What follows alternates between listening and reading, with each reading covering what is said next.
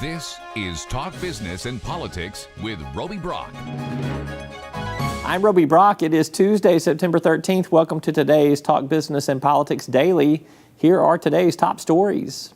Google Express, a marketplace service linked to 20 retailers such as Costco, Walgreens, and Whole Foods, is extending its two-day delivery shopping service in the natural state, effective Tuesday, September 13th. The areas now eligible for the shopping delivery service include Northwest Arkansas, the Fort Smith Metro and surrounding areas, and the Jonesboro, Conway, and Batesville regions.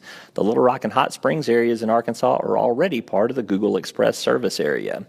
Governor Asa Hutchinson, American airline executives, and Little Rock Airport Commission and city officials announced today that the Dallas-based airline giant will establish a new aircraft maintenance facility at the former Hawker Beechcraft hangar at the Bill and Hillary Clinton National Airport.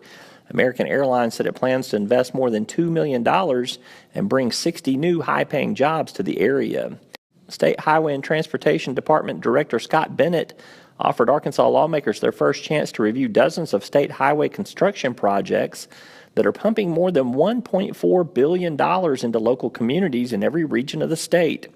Bennett, during a joint House and Senate committee hearing at the state capitol, laid out details on near-term state and longer-term federal projects that have turned long stretches of the state's roads, bridges, highway, and interstate into construction zones. And those are your top stories of the day. You can keep up with these stories and much more on our website at talkbusiness.net. Still to come, the Washington Post's Chris Cillizza offers his expert analysis. We'll run through the latest headlines from our startup microsite.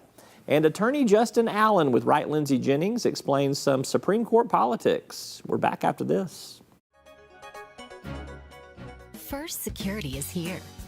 Only here. So that means we're here, here, and here. Even here. And definitely here. Because here is where we want to be for you. First Security Bank, only in Arkansas. Arkansas's most abundant natural resource provides the core asset for Deltic Timber Corporation.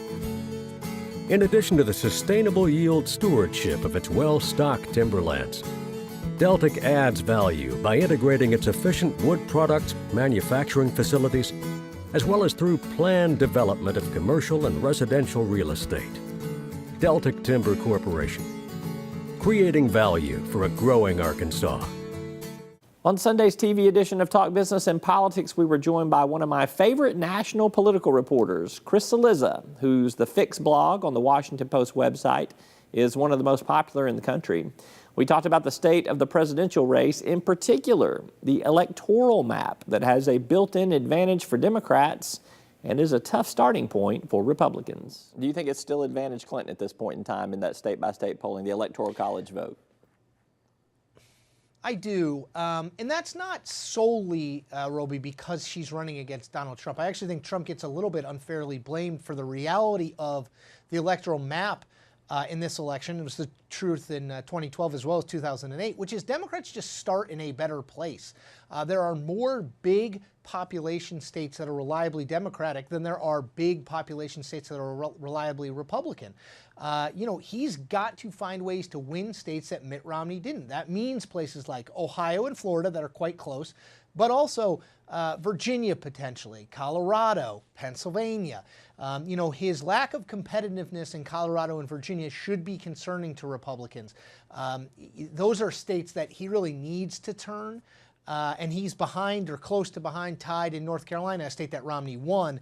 So the math is just hard from an electoral college perspective for any Republican. This would be true if it was Ted Cruz or Marco Rubio or John Kasich or, Asa Hutchinson. Fill in whoever, you think would be the best Republican nominee for president. And they would all have a similar problem to Trump, maybe not as bad due to his numbers among the Hispanic community, which are at this point disastrously bad. And he is Chris Cillizza with the Washington Post. We talked about much more in our interview. Chris is a ton of fun, as you can see. He also provides some great political insight. Check out the full interview online at talkbusiness.net. When we come back, what's trending in the startup world, plus news from the U.S. Supreme Court. Attorney Justin Allen discusses his recent column on how only having 8 justices poses some severe problems for decision making. Each day, the promise of our nation begins again. Arkansas and America moving forward. I help make that promise a reality. It's not for everyone, but people everywhere depend on us. Oh, I love you too, sweetie. Trucking delivers, or everything stops. And that's what drives me. I did. As Arkansas's population grows, so do our energy demands. But with the right mix of resources, reliable, affordable power will always be a reality. These resources are all around us in our rivers, blowing through our trees, even right below our feet. The answer isn't focusing on one resource, it's embracing them all. The electric cooperatives of Arkansas know that a balanced approach to power builds our communities and powers our dreams. Visit themixmatters.com and see why there's power in knowledge. On our home website at talkbusiness.net, you can find a variety of daily stories in our latest news feed. We also take deep dives into key industry news topics on our microsites, which you can find on our homepage. Today, we highlight our startup and entrepreneurship microsite. Here are some top stories that you'll find. The U.S. Census Bureau has released its inaugural annual survey of entrepreneurs, highlighting that nearly 1 out of every 10 businesses with employees on the payroll have been in operation less than 2 years. The new report supports a recent state analysis showing that many of the 42,000 jobs added to the state's economy during the first 16 months of the Hutchinson administration have come from the state's fast-growing professional and business services supersector. The Arkansas Research Alliance announced 2 new ARA scholars and 2 new ARA fellows at the state capitol last week.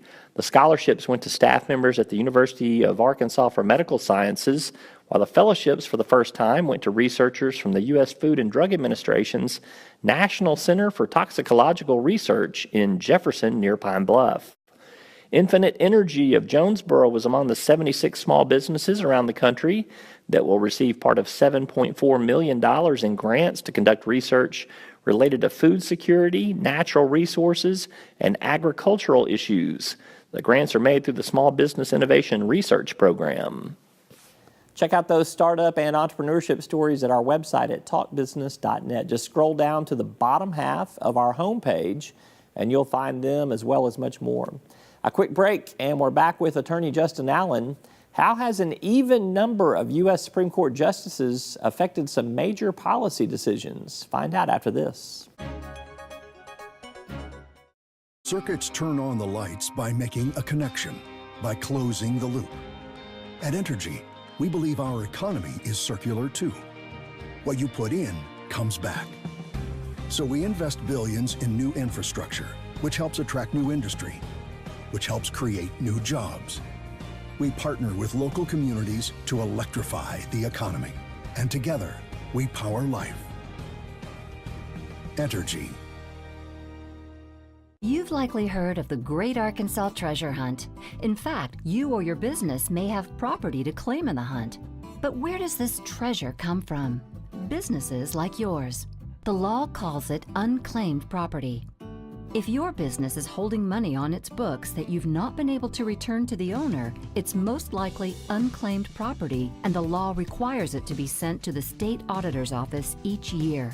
Auditor Andrea Lee's office can make the process for businesses to comply with the law easy and straightforward.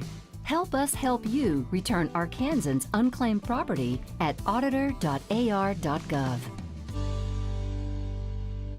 Welcome back. I am with Justin Allen. He is a partner with Wright Lindsay Jennings. He is also a Talk Business and Politics contributor, writes some opinion columns for us on a regular basis. Thank you for being here. My pleasure. Thank you. Let's talk about one of your latest columns. It's about what happens when we are one justice short on the U.S. Supreme Court. It can complicate things. Justice Scalia passed away. Obviously, Merrick Garland has been promoted to replace that, but there's been all sorts of political things in D.C. that have prevented that from happening. How has the lack of a ninth Supreme Court justice complicated the Supreme Court? Sure. The basic proposition there is that you can have a tie. Obviously, with 9 justices, which is the normal number for the United States Supreme Court, is you can have a majority 5-4, but with 8, you can have a 4-4 decision.